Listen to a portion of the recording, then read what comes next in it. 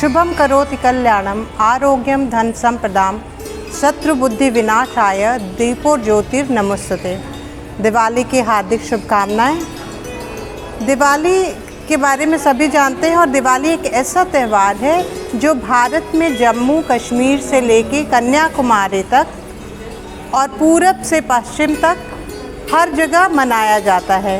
विभिन्नता में एकता हमारी संस्कृति है, लेकिन एक ऐसा त्यौहार है जो पूरे देश में एक साथ एक दिन मनाया जाता है। दिवाली 5 दिन का त्यौहार है।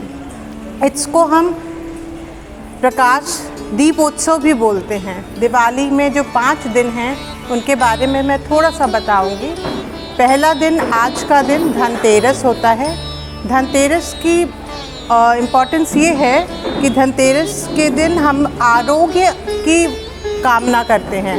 मतलब हम ये धन्वंतरी की पूजा करते हैं। धन्वंतरी जिनको हम देवताओं के वैद्य बोलते हैं। तो वैद्य मतलब आज का जो डॉक्टर है। तो हम अपने घरों की सफाई करते हैं। सफाई से हम मतलब ये होता है कि हम हेल्दी रहें। तो आज के दिन धन्वंतरी की पूजा होती है ताकि आरोग्य आए, हेल्थ आए। और दूसरी कुबेर जी की पूजा होती है जो धन के देवता हैं।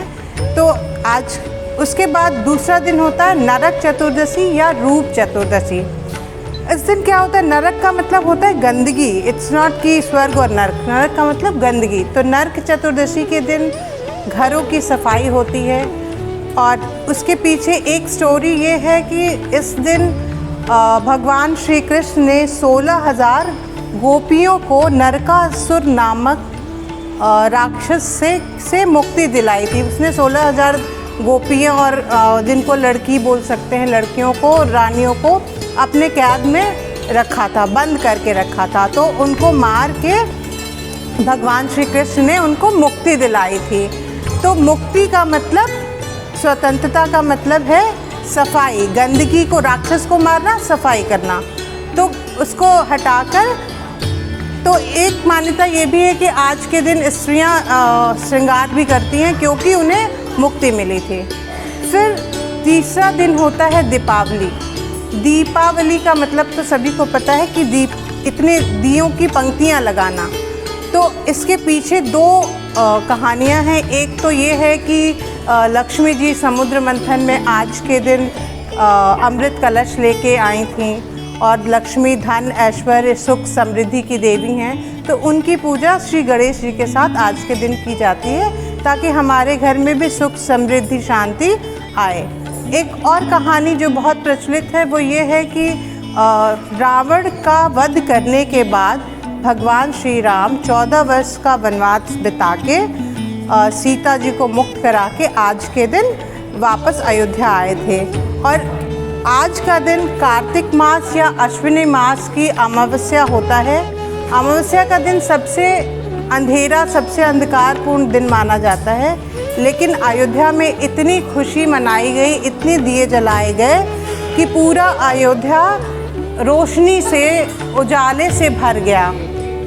तो इसलिए दिवाली मनाई जाती है कि इस अंधेरी रात को भी हम उजाले से भर देते हैं।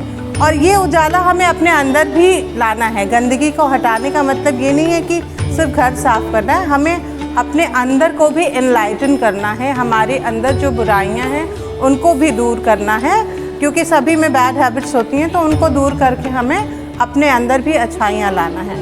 जो चौथा दिन होता है उसको हम गोवर्धन पूजा, अन्नकूट या चित्रगुप्त पूजा इस तरह से बुलाते हैं।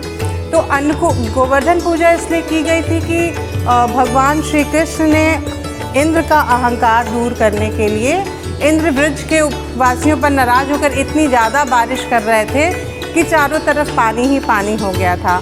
तो श्री कृष्ण ने अपनी इस कनिष्ठिका उंगली पर, जिसको हम बोलचाल की भाषा में कानी उंगली बोलते हैं, उसके ऊपर पूरा गोवर्धन पर्वत उठा के और ब्रजवासियों को उस वर्षा से बचाया था।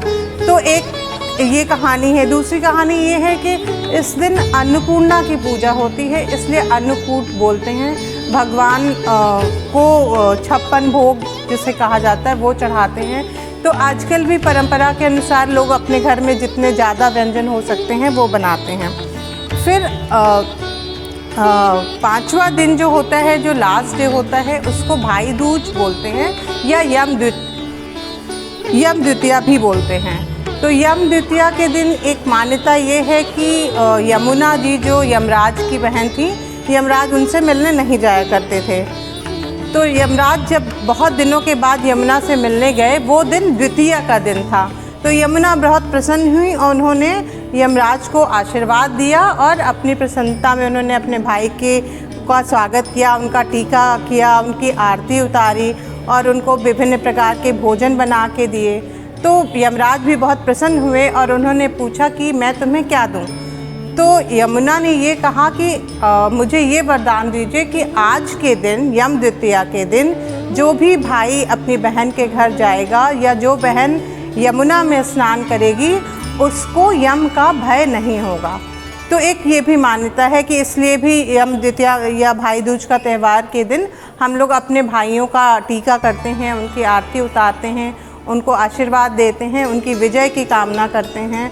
और इन सब के साथ विक्रम संवत शुरू होता है प्रथमा के दिन, जिसको प्रतिपदा या गोवर्धन पूजा कहते हैं। उस दिन विक्रम संवत का भी शुरू होता है और ज़्यादातर जो व्यवसायी वर्ग है, जिसको बिजनेस बोलते हैं, बिजनेस मैन्स जो हैं, उस दिन अपना नया अकाउंट शुरू करते हैं, अपना नया खाता शुरू करते हैं। तो बहुत सारी परंपराएं हैं जिसके अनुसार हम ये 5 दिन का त्यौहार मनाते हैं। जो धनतेरस से शुरू होता है, धनतेरस, फिर रूप चतुर्दशी या नरक चतुर्दशी, उसके बाद दीपावली, फिर गोवर्धन पूजा और उसके बाद भाई दूज को ये त्यौहार संपन्न होता है। और इसकी सबसे बड़ी जो भारतीय संस्कृति की जो सबसे इम्पॉर्टेंट चीज़ है कि हर त्यौहार के साथ आज कंटेम्प्रेरी चीज़ें, मतलब आज के परिप्रेक्ष्य में हम देखें तो सफाई करना, एक दूसरे से मिलना, एक दूसरे को मिठाई खिलाना, पूजा करना, तो ये सब एक वो है कि आप हेल्दी रहें, वेल्दी रहें, आपके घर धन हो, आपके घर आरोग्य हो और एकता रहे, प्रेम रहे। तो सबसे बड़ा जो मैसेज जाता है, जो हमें एक संदेश जाता है इस त्योहारों के साथ, कि एकता रहनी चाहिए, प्रेम होना चाहिए, सौहार्द होना चाहिए, सुख और समृद्धि होनी चाहिए, स्वास्थ्य होना चाहिए।